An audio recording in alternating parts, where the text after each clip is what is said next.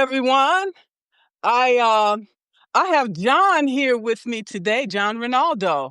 Hi. John is a past. Okay, all right. Thank you all for coming. We have Sandra, we have Cherie. Okay, we have Tom Baris Simmons. Okay, we have Claire. Alvis here with us. Thank you all for joining us today. I'm here with I'm here with John Ronaldo, and he is a passionate writer, artist, and storyteller, inspiring others through words and art. So, talk to us, John, about your leadership journey. Well, it's been, let's start with my education. I guess that's where it's kind of funny because I was in my education is history and poli sci, but I never did anything with those degrees. I ended up in sales. So I've been in higher management, executors, and things, executive positions throughout my years, and I think about it all started around the COVID era where where I started seeing a change in life and I life was a lot much easier for me. I had a lot of isolation opportunity where I sat in the room quietly and and then I noticed that I wanted to change my life more than just the corporate world.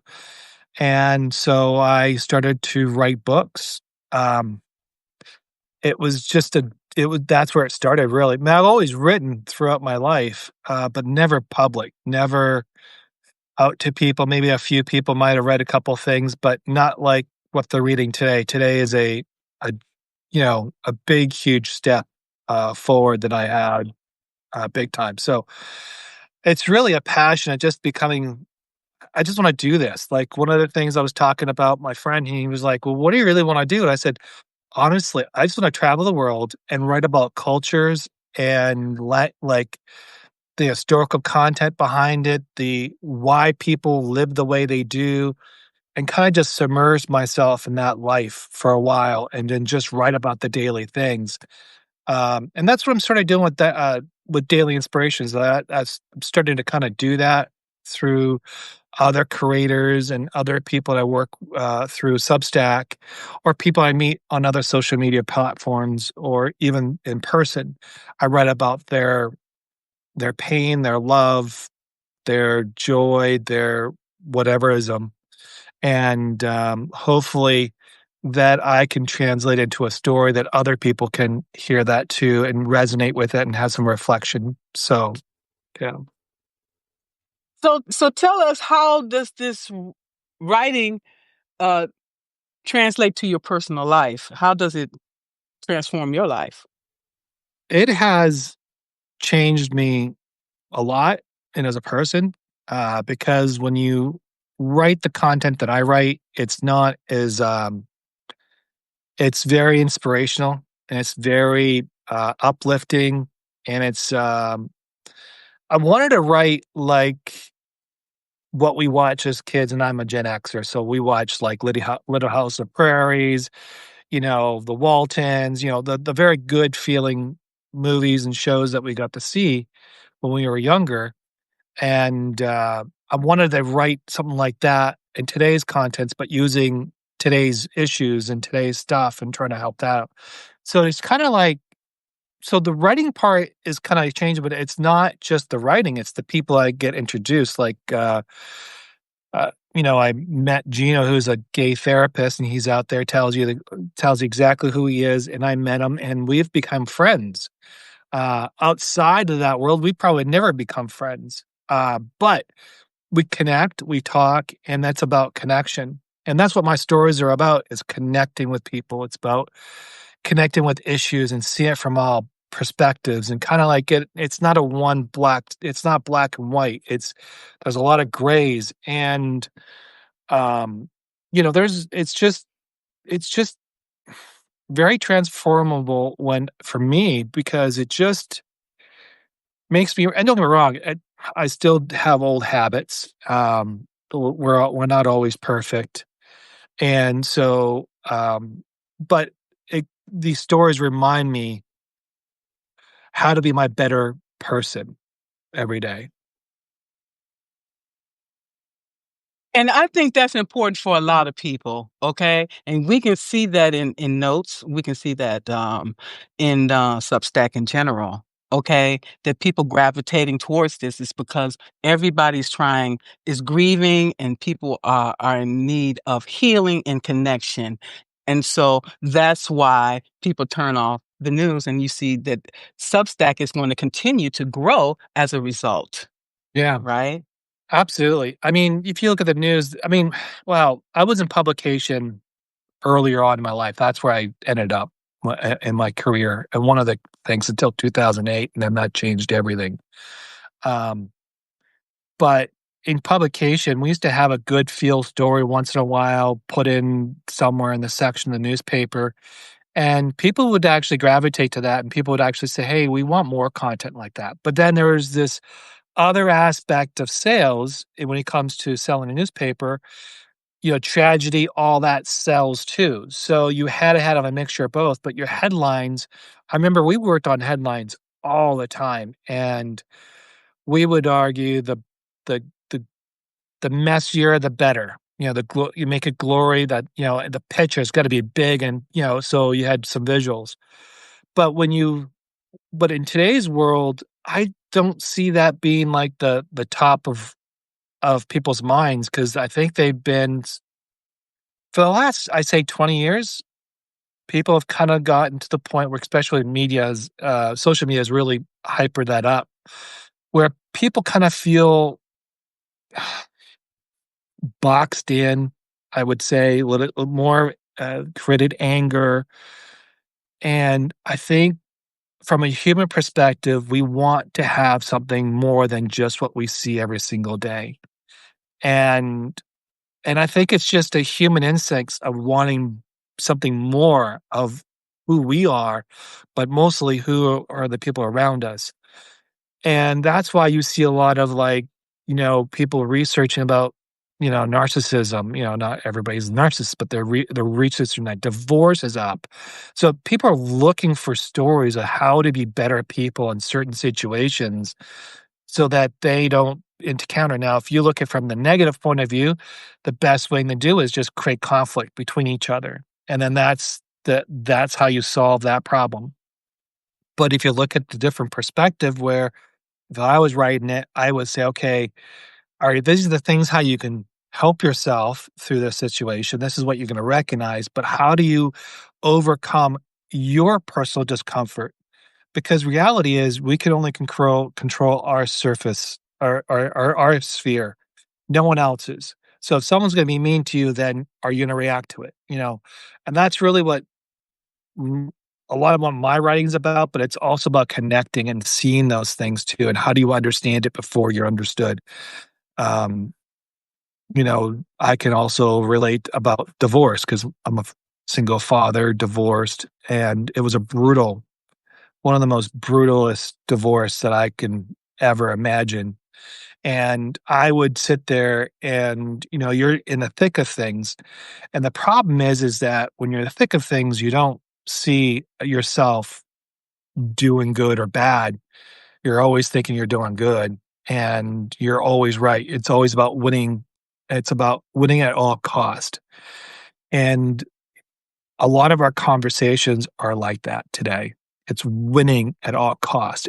And that's just hurts us as people. I can't agree with you more, but we are in desperate times at this point. And even myself being taking an early retirement, I feel that I'm at some in some instances I'm at that stage as well. Okay. And a lot of people will not take action until they're forced to. Okay. And then at that time, you make the decision that may be the wrong one. Yeah. Okay, because you want to make a decision from a position of strength versus a position of weakness or desperation, Yeah. right? Yeah. Yeah. I mean, don't get me wrong, I failed. I can't tell you how many times I failed as a person. Um, I mean, you're only getting the better version of me. How's that? Um, I mean, I still work through it all. Um, the only thing I mean, it's just you got to work on yourself.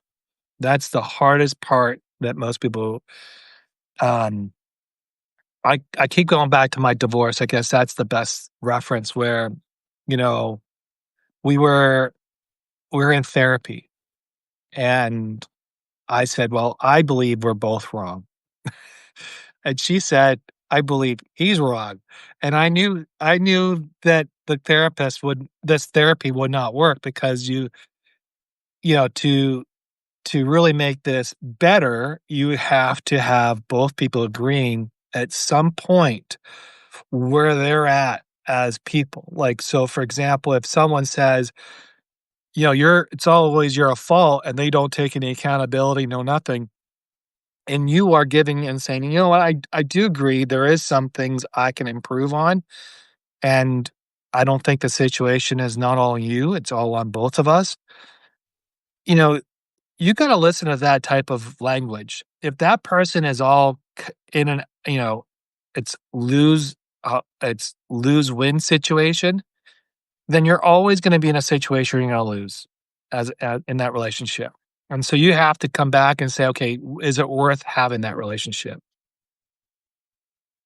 Absolutely. Do you love yourself? Okay. When you recognize that this is a no-win situation, then only way forward is out, Right. right? Well, yeah, when I during the COVID, that was probably oof, that was some hard reflection because I was in an apartment by myself, family members like 3,000 miles away. My kids are with the ex, with her mother. And I was there by myself, isolated. No, and I was sick too. I was sick for like 3 or 4 months. And by myself, just trying to recover, trying to figure it all out. And when the thing is that when you sit alone in a room with and I'm not a big person with cable and all that, but so I don't have really have TV on Netflix, but I got sick of it, I got tired of it, and even with Facebook, I got tired of it. I just went anti-media big time, and I just went sat with myself. When you do that, that's probably the hardest realization of who you are as a person because now that your thoughts are just you, yourself, and I, and you got to sit there and think about all the things you did and how do you want to be better. And don't get me wrong, it wasn't. Don't get me wrong, I'm still learning from that time. But if I look at myself 5 years from now, from today, I'm a completely different person entirely. Um, it's just how you go about life, I guess, is that's how and I wrote something just the other day. I mean, we're all good people. Yeah, we all try to be good people.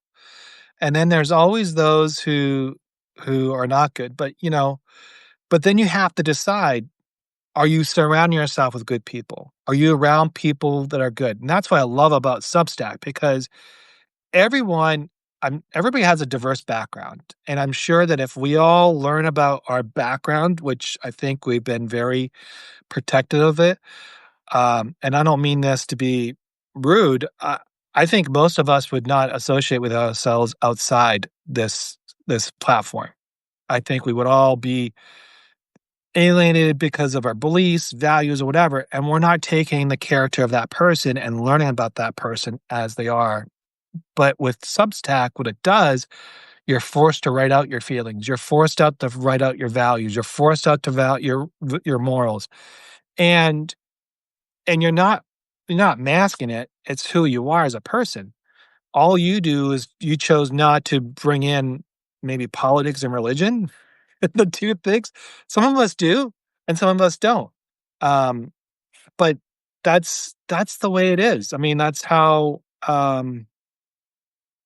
I just you have to be very careful as yourself. As how do you protect yourself from people that are want to hurt you? and that's where it comes from. That's a good question because I'm gonna tell you, the people that hurt us the most is the ones that's the closest to us, honestly. Because anybody else, I don't give a damn about them. Yeah, Okay, you can yeah. say what you want, whatever. Move on. Well, Okay. I'll give you a good example right now. I have a family member who, um, who can be very snarky and very rude. Okay. I mean, deliberately rude, and I don't know if it has to do with whatever, childhood issues, whatever, I don't really care. And, um, and one of the things is, I don't really wanna be around that person. I don't like that person. I really just don't like them. But for the greater good, how do I still be involved without being with that person with that person in that room? Because there's other people that I'm there for, not for that person. So, I struggle with that. Like, I don't know how to handle that. Like, I'm literally sitting there going like, "How do I figure this out without alienating everybody else other than not, getting mad with that person?" And then everybody tells me, "Well, that's who they are." And I said, "No, that's not who they are. They're being rude, and that's being considerate. That's being disrespectful. Stop giving excuses or a way out for behaving that way." And so it's a lot of I mean, it's a family member, and how do I solve it? And I'm still wrestling with that. So, I mean, that's a life experience that I'm giving that I struggle with, and I'm sure everybody else is struggling with the same thing. So all you have to do is, like, you have to think of and I think you have to be a stronger person, and when it comes to that, and I don't and what that means, I just don't know yet. Well, um, what I can say is I'm not close to my family at all, okay, because of the sins of my father. Okay, he decided he wanted to ordained father, minister father. He wanted to have relationships outside of his marriage and end up getting one of these women's pregnant, and that was me, the child. Okay, so I am the one ostracized from all sides of the family because of what he did. Okay, so I don't have that. I don't have a family Um, to rely on.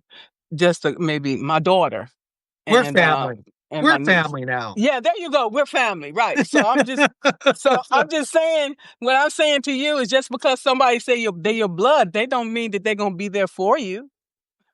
Right. Okay, So so Sarah said with hard boundaries. I agree with that. You got to have boundaries with people, especially people who are close to you. You just can't have people just give you a hard time. But I agree with that. But yeah, with your family situation, I'm sorry about that. That must be tough. it is tough, but it is what it is. So that made me very, very mentally uh tough and resilient. Mhm. So So, so I was like, okay, either you with me or you're not. If you're Yeah. with me, brother, let's walk the path together. And I got you Yeah. 100%.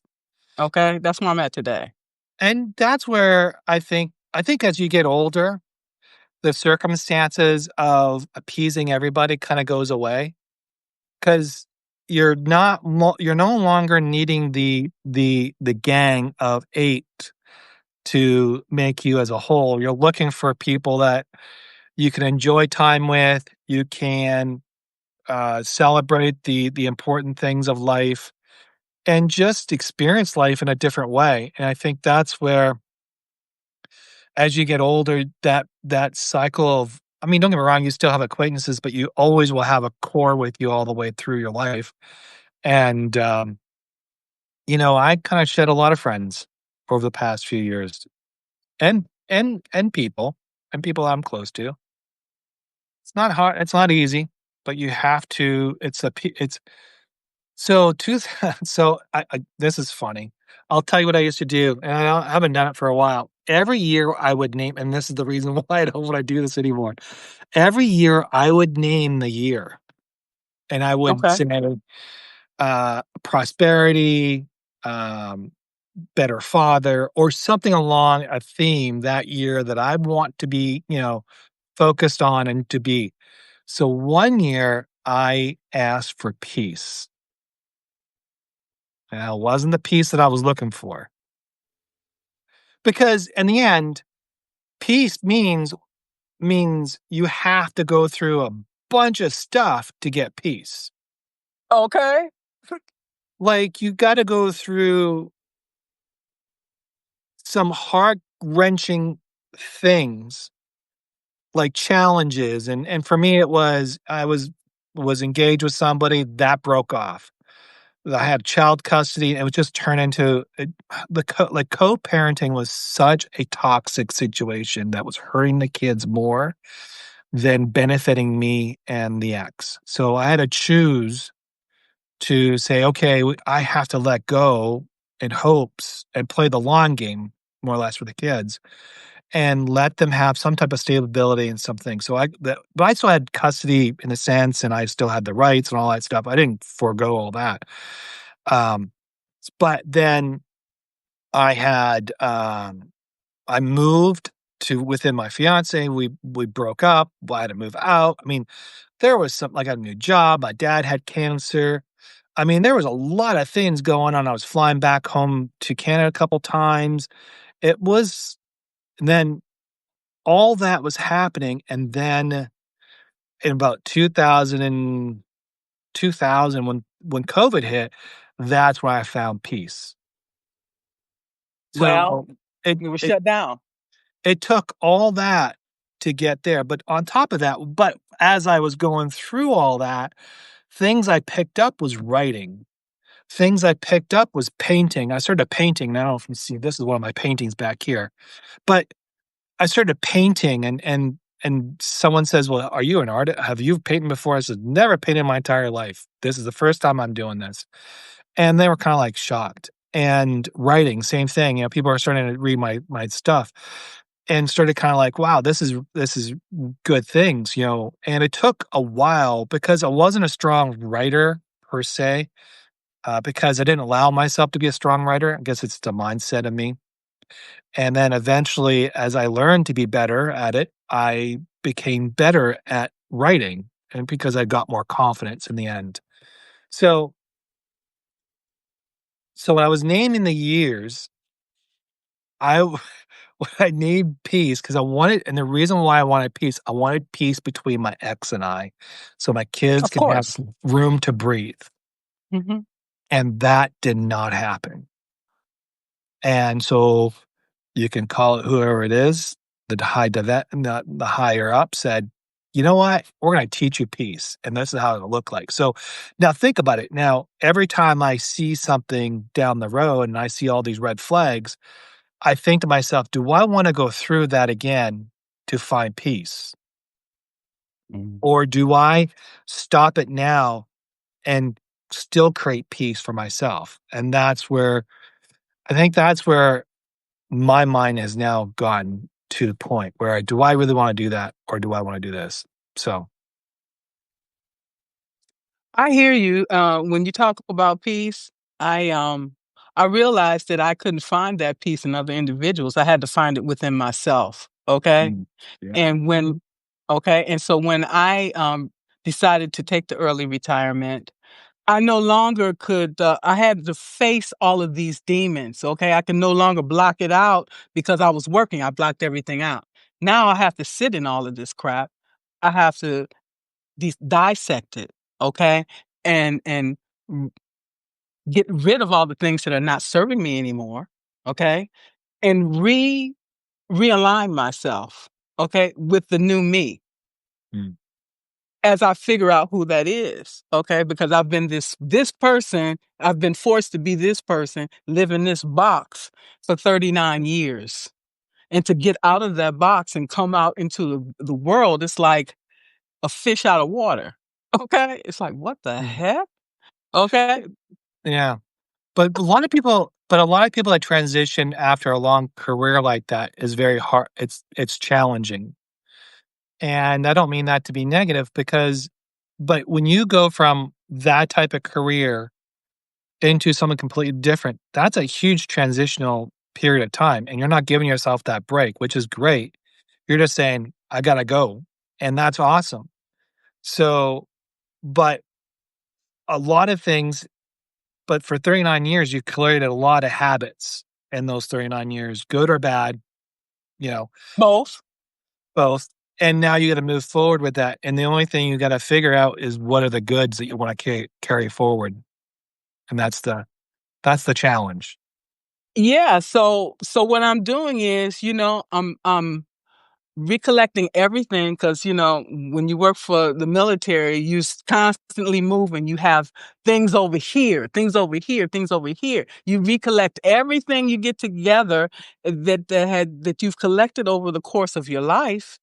And I'm going through everything. And, Yeah, the tears are coming, because I'm seeing all of these things, bringing back all of these memories of all the people that I served with in Iraq on all those different tours, the two tours that yeah, I was on, and the relationships that I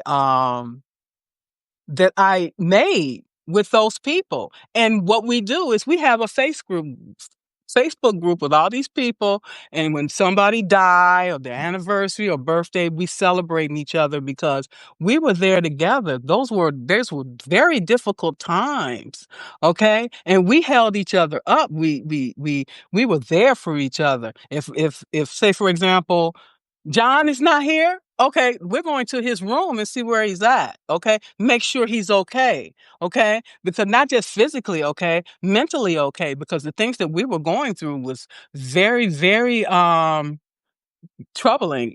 For people that never been outside of their environment into a war zone. It's like, whoa. Okay, so you have to have your wits about you. So we need everybody on board. Okay, everybody. We bring everybody. wow. So, yeah, that's the one thing about combat, that's interesting. One of the things that when I was much younger in the historical world, I thought war was was a good source to solve problems. So, until I went to West Germany. Okay. So, I can say this, I've been on to 3 is it 3 countries that no longer exist? I've been to 3 Mm. countries. That's right, 3 countries.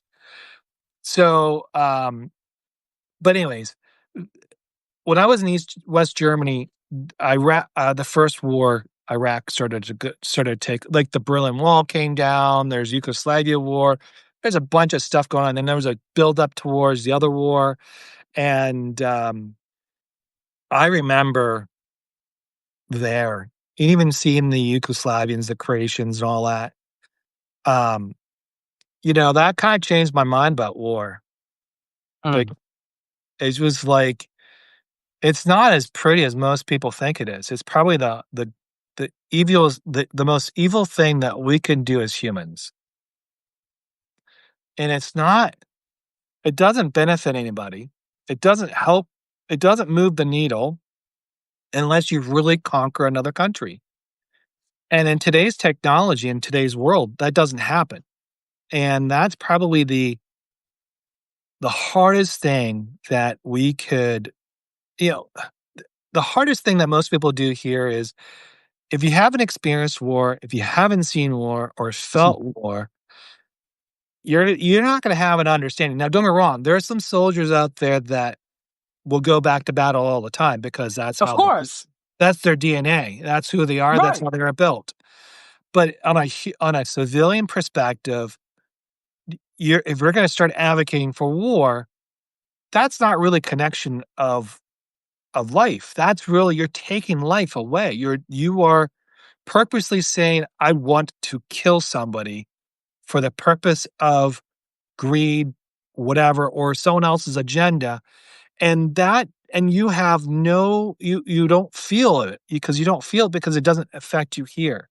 I think the only closest thing that we felt any tragedy was 9/11, and that is something I mean, I felt it here. I was on the East Coast, and I can tell you right now, that wasn't the prettiest day at all. No. And I remember it like it was yesterday. Just yeah, I remember it like big time. So, I just wish more people were less willing to and it comes down to win at all costs. I keep saying that as a theme here because that's what it is. Every argument, it's not about a dialogue. It's not about who we are and what we're about and what are the quirks and all that. And let me understand you a little more. And you let me understand it's not that give it. It's all about how can I tear you down fast to be a winner. And that's what all these things look like in our everyday conversations. It's ego. Okay? It's ego, plain and simple. Okay, Yeah. Imma tell you, being in that war, that was an unnecessary war, in my opinion. Okay?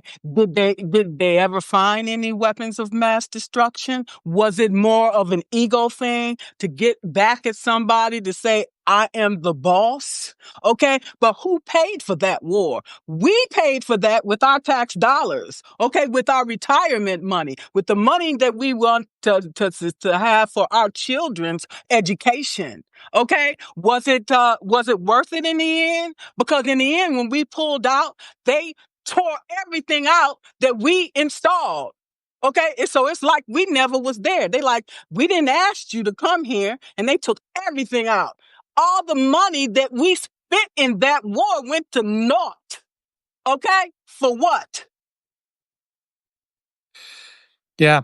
I mean, see, that's where if you're gonna take over a country, take over it, and you become whatever it is. And we as humans don't understand. Like, I think that's where the Western world, like especially America, and I don't mean the diss on Americans or Canadians, but a lot of us in the North America world has never really traveled the world and has never experienced other cultures at all. And if we do, we would be quickly to realize that not all of them are our friends and not all of them want our opinions. And in fact, they will tell you to go pound sand pretty fast, or you find yourself in a jail somewhere. I mean, I Or can, or in a ditch or or or it in a is, in a or in a hole. That's how they feel about Americans, okay? We will come we you come over here, we will kidnap you, we will tell your family to give us $100,000 for your return, and you won't return, okay? Don't be stupid, okay? Get your yeah, money and that's it. They think we're suckers. They think yeah. Americans are suckers. I'm just being honest with you. I agree. It's just no, and we and then I think that's what happens on the internet is like social media is where we think that our opinions, and that's why I try not to write about opinions. That's not my goal. My goal is to inspire. My goal is to open the door up, give people an understanding that there's more than just life within your circle. Like there's more out there. You may not like what I'm going to write about. You're not going to like maybe some of the content that I put out. Like, as like the divorced father angle that I write, the earned not given, which I'm working on. I mean, it has a lot of hard truth in there that is pretty hard for me to write sometimes because it's not it pulls me back in time and kind of like I and it was we were I was with people this week and we were having a conversation and someone said, "Well, I really don't like you being so open about your story." And then someone else, other than me, someone else, "Well, that's him being authentic." He's being authentic because Mhm. that's his story, and his story has value. It has some type of, meaning, and hopefully and then my and he just basically said it beautifully. Hopefully, someone else sees it and reads it, they can relate to it and understand how to be a better a better partner, a better father, or maybe it's I mean, don't get me wrong,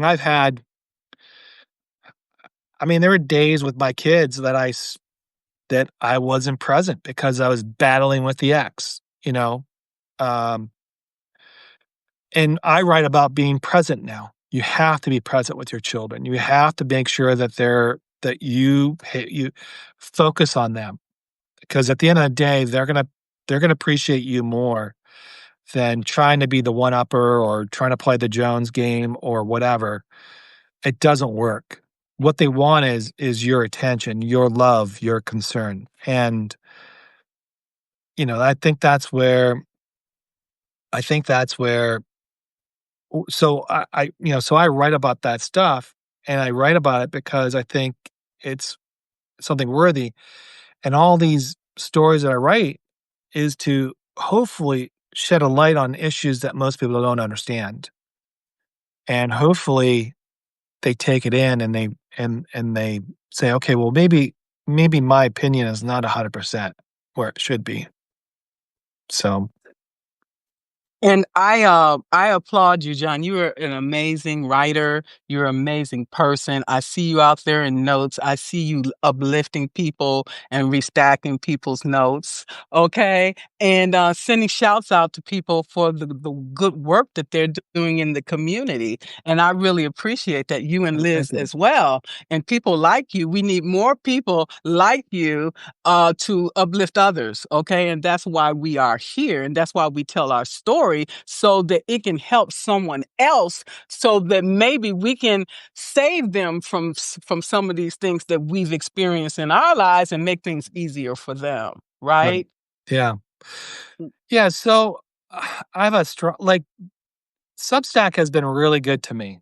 I mean, there's nothing wrong. I've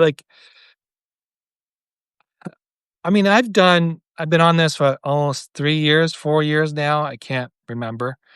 But I just feel like I've been on it since yesterday. I really do. And I did take a break.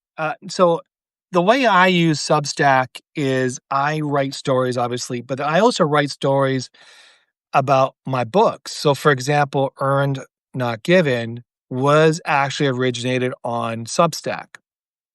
And what I do is I put a really rough draft, like an outline of stuff, but when I work on it, so I publish it because it helps me. Well, number one, it helps me to be accountable. Number two, oh, thank you, Simona. Thank you very much. Appreciate it. That's my buddy. Um, so, um, so I post on there, and like, don't get me wrong, they're not uh clean. It's basically a story, multiple stories, maybe. And then what I do is I post it up there, and I kind of hopefully I get responses and things like that. And people tell me, "Hey, I love this part, didn't love this part," or whatever. And then I take all that information and then I put it into a book, and then I send it to my editor, and they kind of read through it and they say, "Oh, this is this and this." And then I take it and then I really go through it and I start adding content. I started adding the story, like the original copy of Earned Not Given was about 20,000 words. It's over 35,000 words today in a book. So that means I've been, putting a lot in there, and that's because I wanna make sure that this story, because I believe this story is really important for single fathers, co-parenting, because it comes from the time, 2008, 2009. I get fired from publication, and I need to start looking for a new job. I find a small company that actually saved me, um, and small corporation, small little company, maybe 10 or 15 people, and it was a startup, and I didn't know how long it'd last there. But the cool thing about it is that I stayed there for almost 6 years or something like that. But I had the opportunity to grow as a person, deal with my junk that I was dealing with. Because if I would have dealt that with in a corporation, they would never have dealt with some of the stuff I went through. 0. Um, so I'm grateful for all that. And so that's where the book goes, and that's where I think a lot of people, when they go through a struggle like that, I think that's where I think some of your best writing comes from. I really do believe you focus on the things that hurt the most are the probably the best stories you could ever tell, as a writer. and that's from my experience. So, I agree with that. When you write articles from the heart and you pour out that knowledge and all that pain and tragedy, it gravitates to people and resonates with them, even if they don't respond. right. Okay, and to know that your work is touching people gives you the courage and the confidence to continue. Yeah. I mean, so on Substack, when I started with 100 days, 100 inspirational stories, and um, I created a bunch of stories for 100 days, and then I started playing around with a couple other ones, and it I don't know, I just didn't I stopped writing for a bit, and then I got back, and I was like, I'm on s I started getting a lot of subscribers. So I was like, "Something's going on here, I gotta really go figure this out." And I was like, "Okay, there's something going on, I'm getting paid," and I'm like, "Okay, I really need to start putting content out there 'cause it's been like 6 or 7 months, so I need to go back out there and do stuff." And then my first comeback was the Remy's Journey, which was the support dog that we have. And it was a cute little from adoption all the way to, a support dog, how that whole journey. There will be a second book coming out because of it. Um, that really was a really good seller, and it still sells today. I'm very grateful with that one.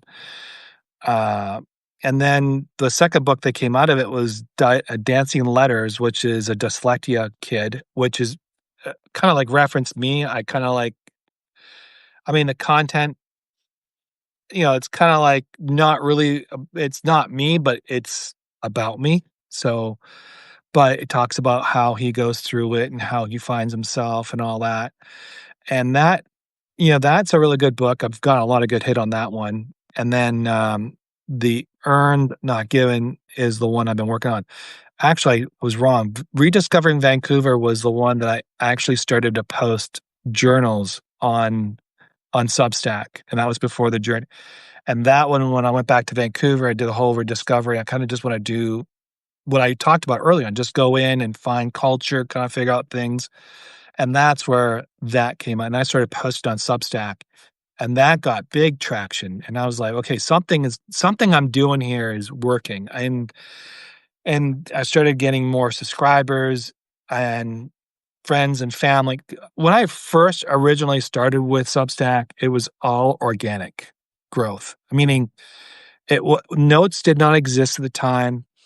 Um, it was before that, and so I was like soliciting people to subscribe. Like I was going outside and bringing them in. I still kind of do that.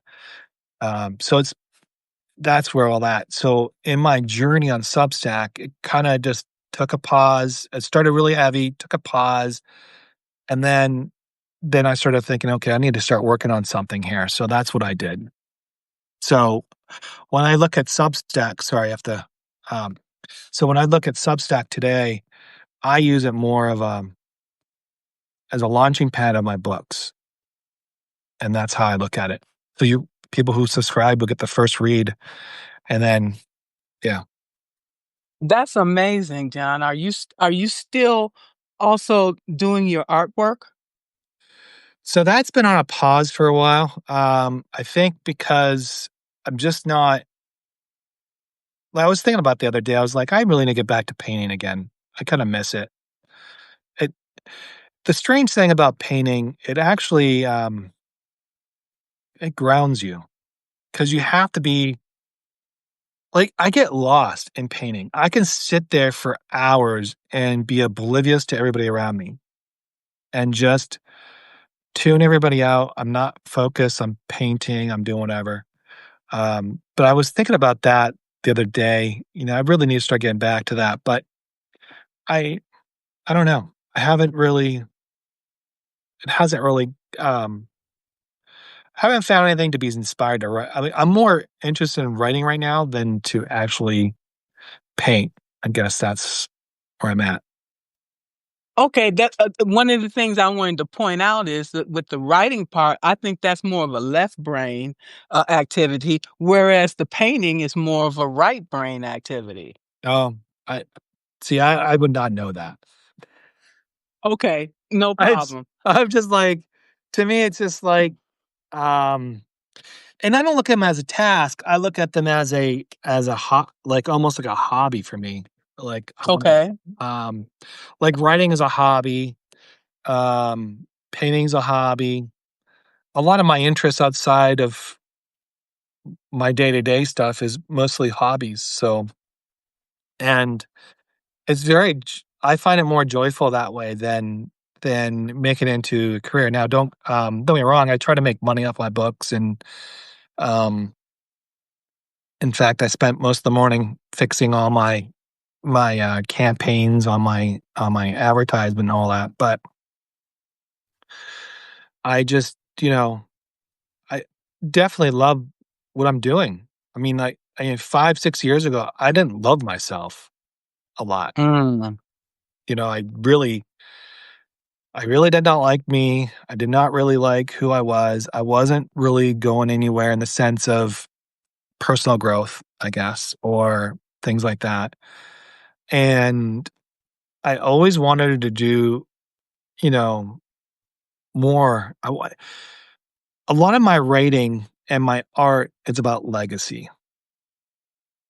It's about leaving something behind for my children to read and say, "Oh my god, dad wrote this, my dad painted this."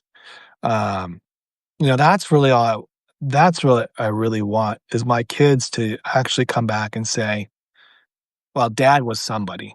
And I don't mean like, I mean something, and then rather than having a career and going to work 9 to 5 and going on holidays, I wanted them to come back and say, because there are some fractures in those relationships. I just want them, like, when they're ready to come around, they got places to read, they got sources they can go to and say, "Let me check on this guy. Let me make sure that this guy wasn't what someone said," and I don't wanna use the word, but, um, uh, that's how that's why I'm writing. I'm writing because I'm writing for my kids, more or less.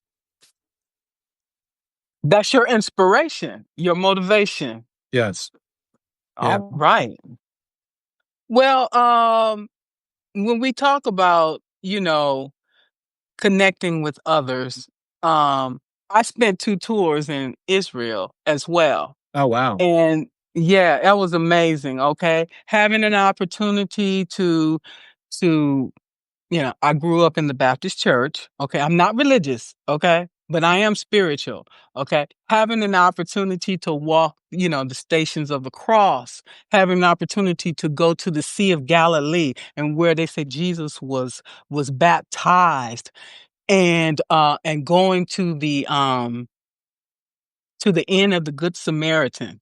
Oh, that was symbolic for me, okay? And so when you're approached by a stranger, you don't know who that stranger could be, okay? So you need to be mindful of that, okay? Could be a very valuable lesson for you to take heed of. So I am very cognizant of that, and I try to be um give people the benefit of the doubt until they show otherwise, okay? Right. As a That ac result. that actually brings me a good story. So on Rediscovering Vancouver, my last chapter talks about this person I meet on the plane, and we're talking, and he's talking because he sees me writing, and he says, "Well, what are you writing?" And I said, "Well, I'm writing this Rediscovering Vancouver. I got a couple more chapters to go, or a couple more pages to go, and all this stuff." And he goes to me, he goes, "Oh, you're a writer." I said, "Well, let's that's pretty loose of the saying." He goes, "No, you're writing. You're a writer. Are you published?" And he goes, "Well, I have a couple books." "Well, then you're a published author." I said, "Well, it's independent." He goes, "You're a published author. Don't." And then So then we start talking and he goes, "You need to join this organization." I totally forgot what the organization is, but it's this worldwide writing and organization, and it's founded around the world. And he started telling about his story from Beijing, where he was in the revolution and how he went to the square and he saw all that. He was a writer and he wrote all about that. And I was like, wow, I met a writer from the revolution of that time, which is I think it was 1988. I think it was 1989. So that was like, and we all remember that. I mean, those who saw the guy standing in front of the I think it's 80. I might be a little more than that, but in front of the canyon, and he and everybody was getting assassinated. It was just really, really just horrible, and the humanitarian was just crazy. But he started telling me about the stories and all the things about that. And he says, "Yeah, I wrote. There was a lot of us. I had to." He fled from Beijing, China, to Sweden, Mm. and that's where he met his wife. And he has a child now, and all that. And we still communicate here and there, not very much, but talking about connections, you don't know who you're going to connect with, and but the only way we connected per se was I left my cat. I was writing. I didn't know he was a very famous writer, more or less. And he's telling me that, you know, we all, if you're writing, you're writing, you're a writer. If you're an author, so don't sell yourself short. And that's where he was very, very it was a very touching moment because, when you look back on your path, whatever that looks like, you're gonna see these moments and people that come into your life and give you a little bit here, a little bit there, and they're seeds to keep you going. Things. So when you talk about me restacking or commenting on people, it's not that I just do that for the sake of doing it, because I could do that all day long and whatever. I do that because either I found something very interesting, or the person that I'm interested in who writes it is one of those individuals that I find to be inspiring as themselves, because they do more than most on this app.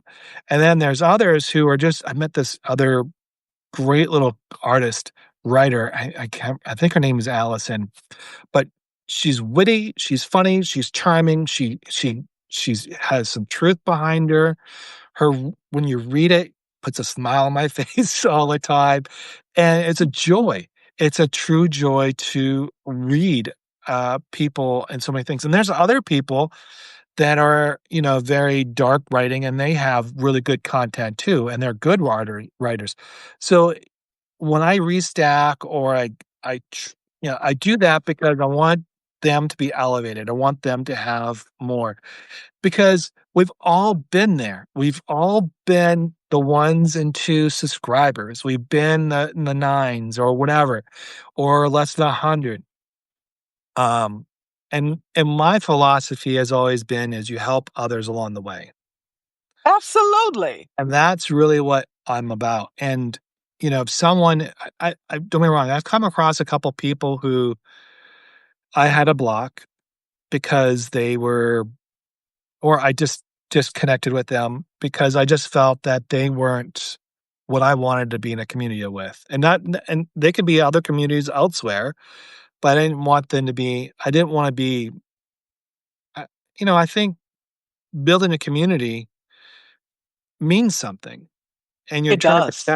you're trying to protect the ecosystem of that, right? And people and some people are just bring the old habits from Twitter or Facebook or whatever they're doing, and they bring it on here, and and they don't really understand the value behind being a substacker, I guess.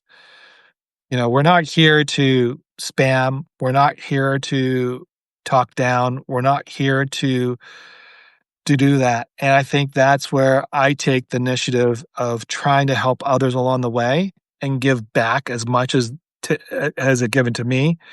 So the more I do that, the better it is, and I want that to be a legacy on Substack that I'm known that, okay, he's gonna help you grow. Like, there was one lady who I didn't really know she had dyslexia until she told me. So, what did I do? I pulled out some videos because I know being dyslexic, it's hard to read sometimes. You kinda go, "What?" So, I told her how to enable her voice, how to, what to look for. So, if she goes in there, she can hear it and follow the story. Like, that's what I do is I listen to the story, and the more people do that, the better it is for people like myself and other people like that. And there was really no reason for me to help her other than me saying to her, "I'm helping you because I want you to be a better subscribe. I want you to be a better person on Substack to push your content." Because I think it doesn't matter if you're 5 to 1,000, 10,000, 100,000, or 2 or 3. We're on this journey together, and we're here to help each other. And your competition is not my competition. Because, like I said, there's so many writers and so many spectrums. Like, you might have a dark writer, and they have an audience to themselves. That's who they write. If you have an audience over here who's all about poetries and all that, that's not always about me, but I don't mind a good poetry, thing here and there, but that's someone else. That's all them. I'm a little different. I think mine's a little bit, I found a niche for myself, and I don't think a lot of people do that on Substack. I mean, they kinda do it in a little different ways. They'll write about their discipline and write about certain things, but mine's more of a broad, but if you didn't look at it, it's more inspirational. So that's where I think Substack, if we all focused on that, that we all come together as a community, knowing that it doesn't matter where you're at, we're all here to supporting. So when I help that lady out, it's supporting the community. It's helping her be a better person and helping her, and she might find her niche. I might have a few subscribers that might follow her versus following me. Is that a problem? No, it's not, because you always will pick up the ones that want to be with you, not the ones that don't want to be with you. Absolutely, and I'm all about supporting other people. When they rise, I rise, okay? Yeah, Um, it's simple, okay? So why wouldn't I want to help you, okay, right. to rise, okay? And I'm always about helping people, empowerment, okay? We're all an empowered leader, okay? So, um, giving people the tools and resources they need to be successful, and that's why we're here, okay? Yes. And All that's right. what I think that's how I mean, I don't do that. I don't think of myself a leader on Substack. That's not how I look at it. I look at more of like, we're all here together. Let's just help each other. Okay. And if that's a leadership role, that's great. But I don't know. I just look at it as more of, brotherly love, helping each other along the way, helping your So neighbors. it's the same thing. Whatever Yeah. you call it, it's the same thing. Yeah. Okay? Yeah. Potato, potato, it's the same. Fair enough. Fair enough. Yeah. I mean, I hope everybody that's listening understands that, by helping each other, you're only creating better space for yourself. You Exactly. get more recognition. People are gonna be more gravitating towards you if they see you not just like I can tell you right now, there's a lot of people out there that just will just dump their content under other people's just to get hits. And sometimes that's not always the best thing because it will not that it matters to me, but what it does is it just it doesn't give the respect to that person who's posted something. Because that person posted something that should get attention and should get some value. That's why I either risk stack it or I make a comment or whatever because they deserve to be noticed first. You know, it's not about finish. There is no finish line here. We're all this together. We're all coming into this as a team, as a community, and we really should be thinking that way. Absolutely, John. Do you well, we're talking about uplifting stories and connecting with others, and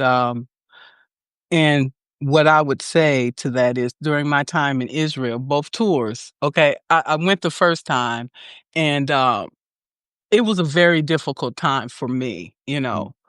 uh, but I had very good times, and I've met some very good friends as a result of that experience. Okay. And we're still friends today. And a couple I met over there, Israeli couple, they befriended me and they made me come to Shabbat dinners, and I went to Passover with them, and they're amazing. They're coming here to Alaska next year, and I told them I would definitely meet with them. Okay, and I love them to death. Okay, and they're from my family, No, there you and go. uh, and so, I love all people, until you show yourself unworthy, then I have a problem, Yeah, okay? I think that's So hard. When someone doesn't show yeah, yeah, right? yeah. Yeah, right. And the reason I can be so open minded about different things and people is because of my traveling overseas. It makes you much more humble. It makes you much more, it broadens your horizons. It makes you realize how small minded we are, how narrow minded we are. Oh, yeah. Okay. Yeah. Yeah. Yep. I totally agree with that. That's something that, I mean, I traveled across this country, North America. I've been to multiple, countries. I mean, it's just when you look at us and you look at other people and you go in their culture and you go in their world, you're taking you're you're learning about yourself more by engaging with others when you're more open to accept their differences. And sometimes it's not the easiest thing. Don't get me wrong. You could be an Islam blue, and you might have a completely different experience. You might have a Muslim, you might have a Christian, you might have a Jew, and they all have different experience living in Turkey. All I'm just saying is that if you're not going there with open-mindedness and you're not going there with conditions or whatever the case may be, you're not gonna understand that world. I mean, I can tell you right now, traveling through Switzerland and Austria, East Germany, West Germany, well, now Germany now, and Yugoslavia, and now it's like Croatia and all those other ones, and Italy and France, all those countries have their own identity and they have their own culture. But within those cultures, within that country, I mean, you might have like 4 or 500 different dialects in a country.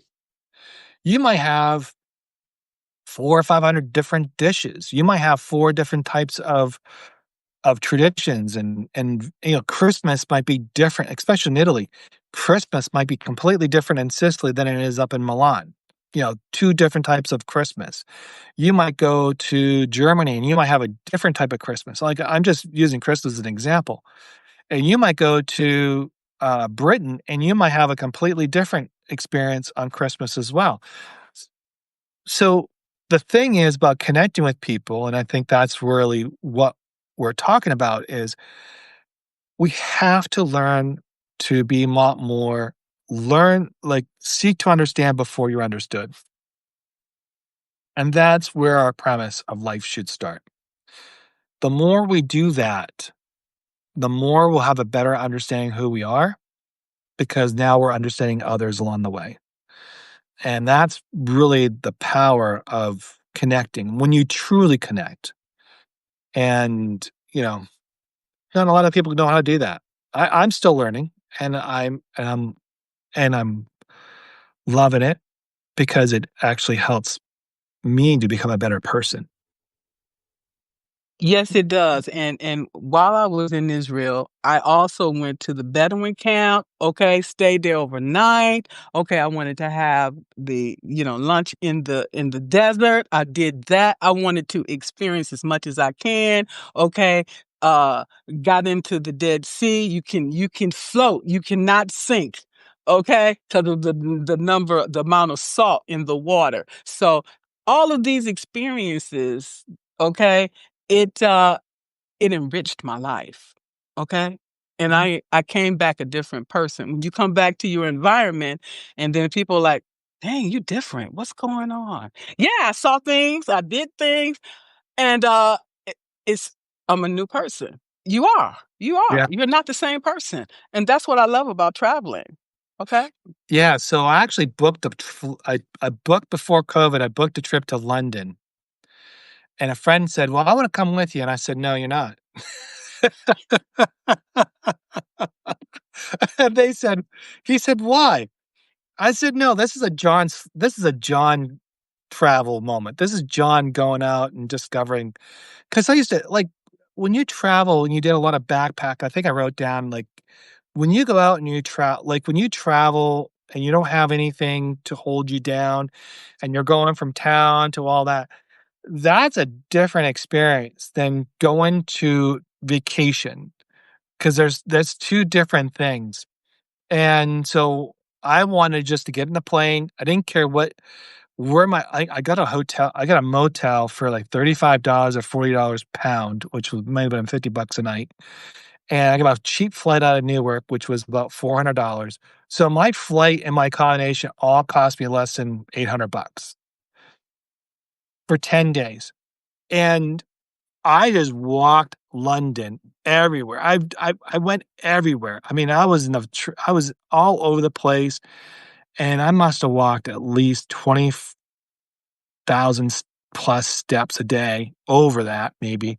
And I got to meet some really cool people, and I got to see some really cool things, but I did it on my terms, because if I would have had somebody there, then I would have had to bring them along. I would have had to, we would have had to compromise. What do we wanna do? What do we wanna do? And I and because that's what you do with people when you go out traveling. Sometimes that's why I love traveling by myself, because I don't have to I'm not accommodating anybody. I'm just accommodating me. And I may be selfish, but, when I came back from that trip, I was a completely different person. In fact, I was in another relationship at the time in between, and that ended because of that. But, it is what it is, you know? It is. It is. You keep living, you keep evolving. We're going to Yeah. continue to evolve. And if not, then we're stagnated and we don't want that. No. Um, is there anything else, John, that you would like to share with us today? No, but I wanna say thank you. This has been great. Hopefully, everybody has enjoyed the conversation, and, I know we went around a bunch of stuff, um, but all I can say is, if you're on Substack, thank you, but also be mindful of helping others along the way. That's all I ask. I want to thank everybody that joined us on this live today. Thank you so much. We appreciate each and every one of you today. And stay encouraged. Yeah, thank you. Thank you. Appreciate Thank you it. very much. Yes. All right. Bye-bye. All right. Bye.